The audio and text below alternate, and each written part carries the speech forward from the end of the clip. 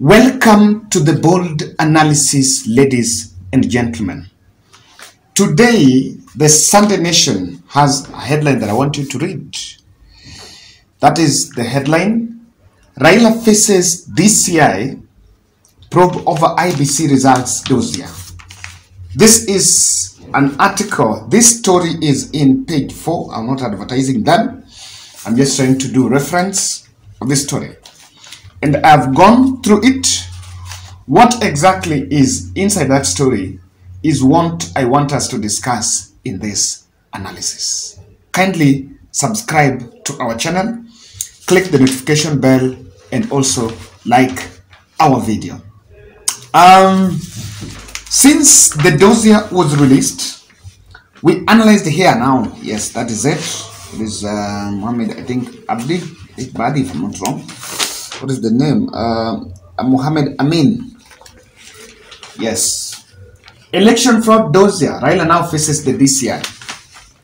Since that dossier was released, we analyzed that IBC had kept its silence over the matter.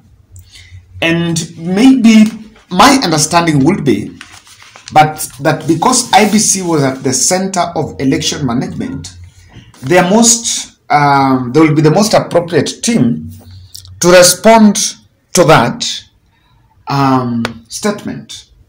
Or better still, it could be that they wrote a letter to DCI to probe that document that was released by Azimio la Umoja.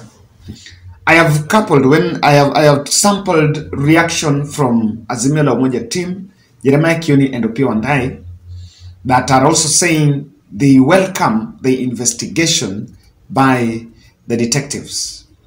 What only puzzles me and what I am wondering is whether they can come with unbiased report on that investigation. And again, sadly, I may not know what will be a balanced report in this matter, because there are only two sides. You don't have a middle ground.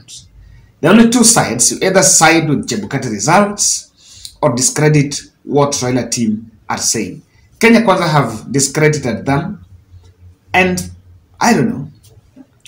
The last time, I know when Raila made this statement, he's been a bit showing a lot of anger in public.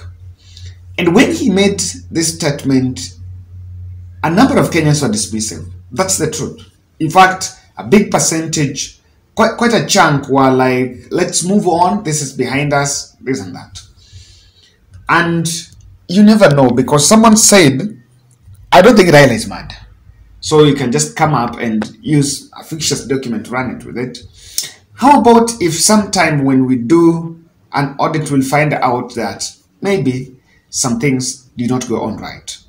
My position has been that even if the opposition team might not point out directly what went south, there must be glaring or rather consequential mishaps within that commission for them to have managed election in division like last time. Even if Raila was to influence the results change as moderation as the Wafula Chebukati team have always insisted, but that must also have a window to do it.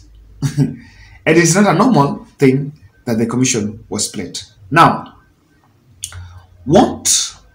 in any case, what they're going to investigate is whether the document was falsified or rather whether there was forgery. I am wondering what they are going to use to compare with Azimio, because even the results that were in the portal that Wafula Chebukati announced were already dismissed by Raila team. So when the detectives are going to investigate, I don't know to what extent, what they are going to use as a base, as a baseline, as a reference to what Azimio is saying. Because even the reference they will want to use has been discredited. Actually, it's discredited. That's why this document, the Whistleblower dossier, was produced. So if you go that direction, I don't know. If this is to go, then Raila's risks, is it a 2 years jail term and a 5 million term? 5 million shillings are fine for forgery. Do you think it will get to that point? I know many will challenge me, Kevin, that is hot air for it to get there. But maybe it can get there. So what will this produce? Before I look at maybe a political interpretation of this move, I'll want to just inject an idea. For the detectives can do a good work and for them to achieve the fairness. Giving update, of course they're taking the documents, and one of the things they're looking at is whether the watermarks in the whistleblower documents is matching with the watermarks at the IBC documents that were produced, maybe. They're also looking at the variance in the figures. I don't know how they're going to approve that this figure is high and that figure is low, or whether this figure is right and that figure is wrong. Apart from that, I think they might also look at the trail on what it actually shows and disparity in results. Now, I would want to just inject my idea here. If you want to give a fair judgment on this matter, then keep off the discussion about numbers if you're the investigator. Just keep off the discussion about numbers, because the population may not give you a fair credit if you talk about numbers. Because when you discredit numbers, then you may not interrogate, you may not be seen as interrogating the dossier.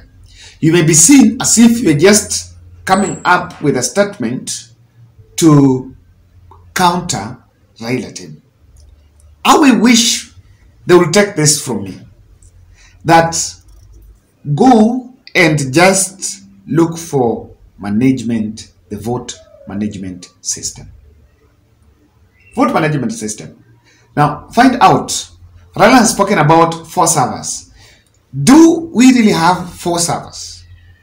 Do IBC really have 4 servers? That is something they've never responded to. And if so, the DCI should just come in public and tell the Kenyan publics that ile server ya industrial area ilikuwa inafanya hii. Ile yenye ilikuwa anniversary fast ilikuwa inafanya hii.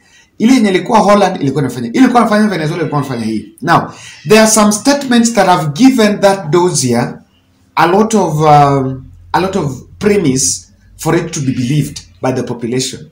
And you know, when it released, and I believe they're a bit too late, because well, if I respond immediately, you do the lipotoka, I think what you realize that Raila team, they took it up, and before you know, the subsequent meetings they were saying Raila was releasing more reports. However, he was also saying that that is just a snippet. They're still yet to release further documents. So, they need to this is the questions they should ask before you even talk about the figures. Did IBC have 4 servers? Yes or no? What was the role of every server? That will be it. Number 3, in terms of access of those servers, what exactly is there? Number 4, find out. There is the discussion about a whistleblower. So just ask IBC, nyinyi mnajua system kwamba between these servers and different protocols and passwords that were given to XYZ. Just find out in the hierarchy of operations, IT operations within IBC, is there a possibility of a man that can be privy to something? So that when you come to Kenyan public, unaweza sema, hakuna kitu kama whistleblower, because maybe XYZ was in charge of XYZ, and this is how, in fact, just show Kenyans how results was transmitted. Then, in the wrong end, because neither DCI nor Raila team have the audacity to tell Kenyans, or have the constitutional mandate to tell Kenyans the results. In fact, I'm wondering what they're going to do there, because they're not going to give Kenyans results. They are just supposed to go and audit the process. I can challenge Kenya Kwanza. What Raila is challenging in that 8 million figure, according to me, is the process. They may not even be sure about the 8 million figure. I'm looking at it that angle. But they're challenging the process. And that's what the DCI should do. Otherwise, if they came out here and say Ruto got 7.1, Raila got 6.10, there'll be no investigation. That it will not get the spark.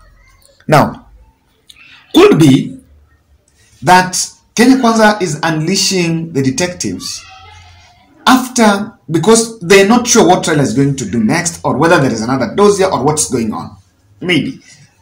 I want to give them that benefit of doubt. That maybe when Raila says, I have more, I'm going to release more. So when you unleash the detectives, maybe they're going to muzzle many other whistleblowers. Maybe we have more than one. We still whistleblowers, maybe in the returning officers, in form of returning officers, or in form of clerks, or in form of what and what. Or even in form of IT guys inside. So this is something that will still be there. I challenge. Now, what would you expect? I'm wondering how they are going to ensure they create a balance between being seen as protecting Ruto, or rather just dismissing Raila. There is a thin line. There is a very thin line between the two. You may want to protect Ruto or protect Raila. Protect Ruto, win, or dismiss Raila. And that's where the Kenyan publics are going to look at it now. I see, technically, there is a possibility that the government, Kenya Kwanza, might be getting avenues to discredit that media, that Dossier. And discrediting it through the politicians has failed. IBC is not responding to it. And they're a bit scared that the narrative is sinking in public. But in India, I can tell you, I was in Jacaranda yesterday. Kila mtu anaamini that what Raila is saying. Kila mtu anaamini that 8 million document. By the way, I need to tell you the truth. I'm not 100%. I'm not 100% on what that 8 figure is. I have to be honest on this. But it's not about what I think. It's not about what you think. It's about the narrative going to the ground. Na ikingia grao, mtu aseme, sina unga, bei yangu iko juu, sijitoke nini hapa. Lakini Raila aliwita 8 million. Because there are people that have taken it that way. That's the tragedy we are in. There are people that have taken that Raila won with 8 million. I am saying that I'm not dismissing it, neither am I supporting it, because I still don't have a ground. I'm not an investigator. Neither am I an election official, neither am I privy to maybe classified information. So they are fighting avenues, and they will try to deploy all, because Ruto simply doesn't want that document, the discussion about that document, to go political.